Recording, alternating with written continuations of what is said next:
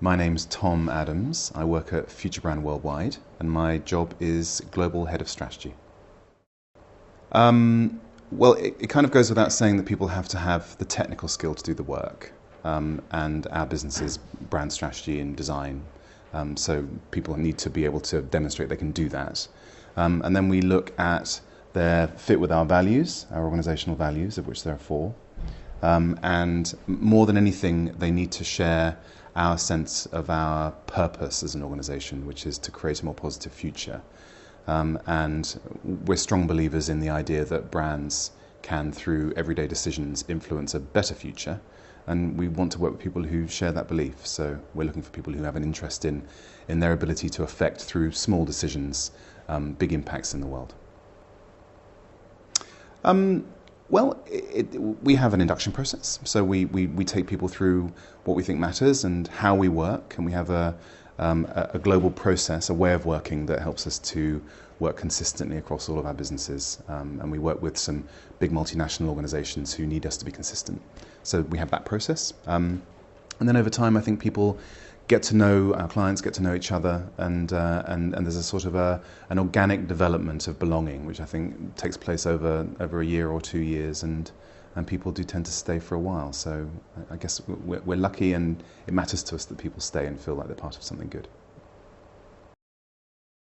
It's, of course, a combination now, and it depends on the role we're recruiting for, I suppose. It starts with a clear sense of what people have done and who they have worked with, and that's best articulated through some sort of summary of their experience. It could be through contemporary dance, for all I care. If it's most convenient for it to be in a PDF, then great.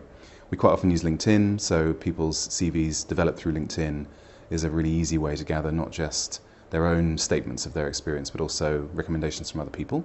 So that's a big part. I see that more and more now. And I think more than anything else, because there is a trend towards asking people to do thinking for interviews and to solve a problem for an interview, and some organizations, and it depends on where you are in our business, have multiple interviews. So in a sense, the CV is a sort of a pre-qualification tool, as I'm sure it is for most people. And then we get into the business of getting to know somebody. Because sometimes a CV is an understatement of someone's ability, and sometimes it's the opposite. It's tricky for me. I don't do a lot of direct recruitment, and when I do, I tend to be interviewing people with lots and lots of experience, and there aren't very many of them with that kind of experience. So we tend to look around for people who've done that sort of job in 4 or 5 companies, and we know who they are and they know who we are. So in a sense, standing out is much more a function now of whether they believe in what we believe in, and whether they feel that they can develop their career and skills with our business. And that kind of trust and confidence emerges through open discussion. So for me, usually there's a chemistry which you have to allow to just fade away a little bit, and then you get into something a bit more rational, and then generally speaking go back to your first instincts, I'm sorry to say, because we're all animals in the end.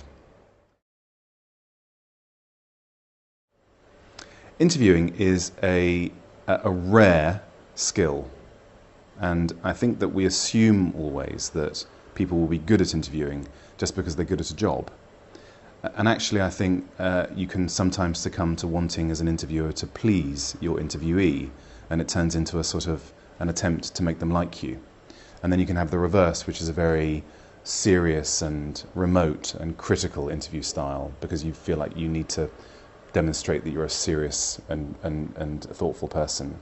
And the truth is, I don't think there is a style, but I do think it's worth reflecting on. In the end, what is it you want to find out? Is it a test? Is it a matter of getting to know somebody and liking them? Is it both of those things? I think certainly there seems to be, at least in my experience, as you work with more and more senior people, it turns very quickly, I think, into a conversation about what you want to get done together. And I don't know if it's a good technique or not, but I tend to be quite honest about what the organisation is like, and what they're going to encounter when they arrive. Because at a certain stage in your career, making a job change is apart from getting married and having kids, one of the most significant things you can do. So I don't want somebody to be surprised when they arrive, apart from positively and pleasantly surprised, obviously.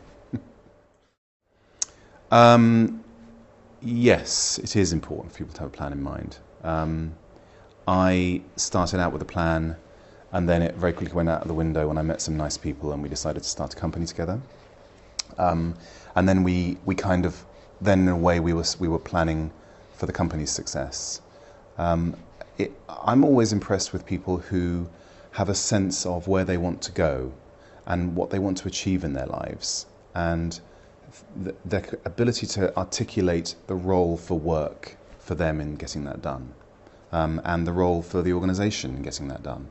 Because I think people can quite often be more interested in leaving a job than joining another one, and so it's important to kind of make sure that you're changing for the right reasons. And I think we can sometimes make the wrong choices based on a desire to leap rather than a desire to land. Yes, important. I think it depends on your level. We're always impressed with people who are, say, coming into their first role in an organisation, first job, if they can show an awareness and understanding of the multiple factors that influence success. So we're a professional services business, so we sell advice and creative expertise. So having an understanding of why somebody would pay for that in the first place and what value it can create is central to success, not just doing the work for its own sake. So that's always important to us. I think that you can, though, I think, focus on one area. So being brilliant technically at something can be an extraordinary advantage, and organisations can flex to support those people with other skills that mean that they can focus in on what they're good at.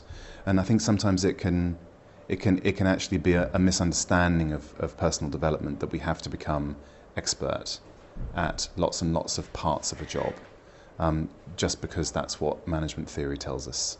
I think if you want to become a manager, you have to first be able to manage yourself, and if you can, then you don't need to be good at every aspect of an organisational role. But then that's maybe just because I'm not good at all those things, and people help me with the stuff I'm bad at. I don't know.